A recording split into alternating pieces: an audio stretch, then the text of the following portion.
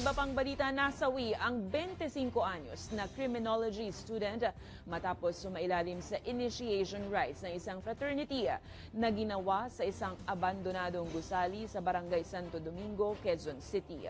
Kinilala ang biktima na si Aldrin Larry Bravante, taga Imus, Cavite, at nagtamo ng mga pasa sa hita, mga paso sa katawan at mga sugat sa binti.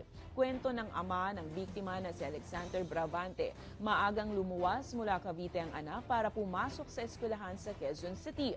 Pero hindi niya lubos sa kalain na bangkay na siyang makikita sa ospital. Sumuko naman na sa Criminal Investigation and Detection Unit ng QCPD sa Camp Karingal ang 4 sa mga suspect habang pinaghahanap pa ang ibang sangkot sa hazing.